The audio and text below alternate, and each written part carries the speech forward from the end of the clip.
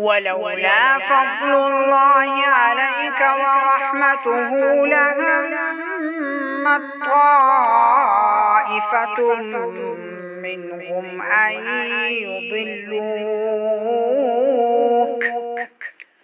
وما يضلون إلا أنفسهم وما يضرونك من شيء وأنزل الله عليك الكتاب والحكمة وعلمك ما لم تكن تعلم وكان فضل الله عليك عظيما. لا خير في كثير من نجواهم إلا من أمر بصدقة أو معروف أو إصلاح بين الناس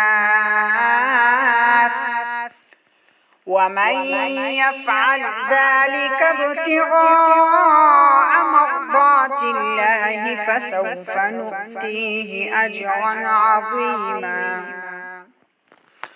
ومن يشاقق الرسول من بعد ما تبين له الهدى ويتبع غير سبيل المؤمنين نوله ما تولى ونصله جهنم وساءت مصيرا.